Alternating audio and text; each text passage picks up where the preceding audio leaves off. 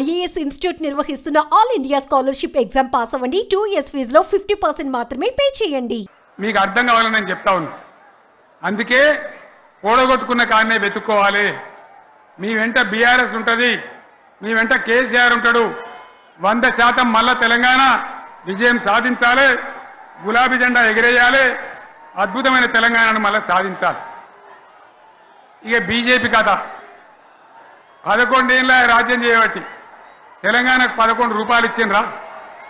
వాటిదే బబ్రాజమానం భజగోవిందం, శుష్కప్రియాలు శూన్యాస్తాలు తప్ప ఏమి ఇయ్యలే. 157 కాలేజీలు పెడితే మెడికల్ కాలేజీలు ఒక్కటన్నా తెలంగాణకు ఇచ్చిండ్రా? ఒక ప్రాజెక్ట్ కన్నా జాతీయ హోదా ఇచ్చిండ్రా? ఇక కాంగ్రెస్ వాడు ఇట్లా అంటే బీజేపీ వాడు అట్లా, ఏది లేదు.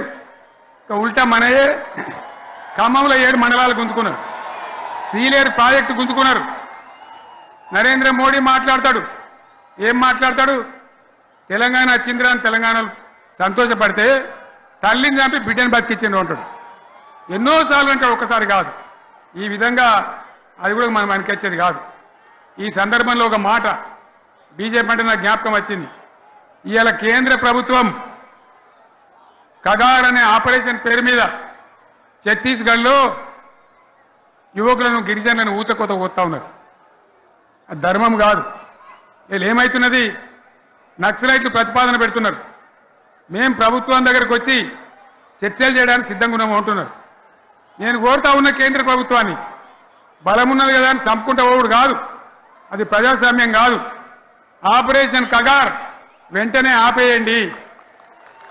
వాళ్ళని పిలిచి, ఆ నక్సలైట్లను పిలిచి డెమోక్రటిక్ స్పేస్ ఇచ్చి చర్చలు జరపండి. వాళ్ళు ఏం మాట్లాడతారో చూడండి. అది కూడా నల్లనా తెల్లనా దేశం ముందరికి రాని. కానీ అట్లా కాదు, మొత్తం ఏరి పారెత్తాం, కోసి పారెత్తాం, నరికి పారెత్తాం అంటే మిలిటరీ ఉన్నది మీ దగ్గర కొడతారు. కానీ ప్రజాస్వామ్యం అనిపించుకోదు. ఈ మాట ఢిల్లీకి ఉత్తరం పంపిద్దామా? పంపిద్దామా? మీరందరూ సపోర్ట్లు కొడితే తీర్మానంగా భావించి దాన్ని కేంద్రానికి పంపిద్దాం.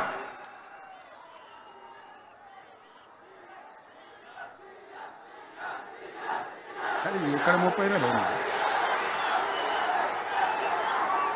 ఈ సందర్భంలో ఈ రజతోత్సవ వేళ నేను మీ అందరికీ, ఇక్కడ ఉన్న వాళ్ళకు, సభలో లేని వాళ్లకు, టీవీలో నా మాటలు వినే వాళ్లకు, యావత్తు తెలంగాణ సమాజానికి బీఆర్ఎస్ గులాబీ జెండా రజతోత్సవ శుభాకాంక్షలు మరొకసారి తెలియజేస్తూ, మీరందరూ కూడా ధైర్యంగా ఉండండి. మళ్ళీ బీఆర్ఎస్ తెచ్చుకుందాం, బ్రహ్మాండమైన పరిపాలన అందించుకుందాం. వీళ్ళు జరగొచ్చేవన్నీ మళ్ళీ మంచిగా చేసుకుందాం, బ్రహ్మాండంగా ముందుకు పోదాం, పురోగమించుదాం.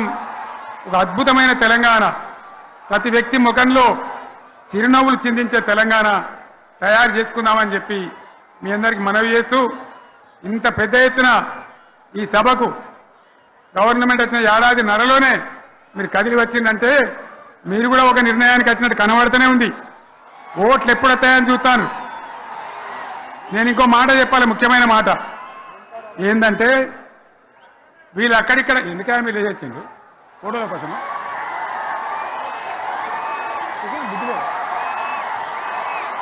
ఒక మాట చెప్పాలి, ఏంటి? ప్రభాకర్ రెడ్డి అని మా ఎమ్మెల్యే ఉన్నాడు, దుబ్బాక ఎమ్మెల్యే. ఆయనతో ఎవరో హైదరాబాద్లో మాట్లాడితే, అన్న ఇంకా 3 ఏళ్ళు భరించాలన్న ఈ గవర్నమెంటు అని మాట్లాడింది. ఆయన మాట చెప్పిండు విలేకరులు. అలా చూసారా మా గవర్నమెంట్ పడగొడతారట. మేమెందుకు పడగొడతాం రా భయ్? మాకేమైనా కాల్చేరు గులగుల పెట్టినాయా? మేమా కిరికిరి పని చెయ్యం. బిడ్డ మీరే ఉండాలి, ఓట్లు తీసుకున్నారు, చక్కగా పని చేయకపోతే నీ ఈపులు ప్రజలే సాఫ్ చేస్తారు, అంతే కదా. మేము పడగొట్టాం, మీ గవర్నమెంట్ పడగొట్టాం. ఎందుకంటే మీ సంగతి ఏందో మా సంగతి ఏందో ప్రజలకు పూర్తిగా అర్థం కావాలి. గులాబీ సైనికులకు నాది ఒక్కటే మాట,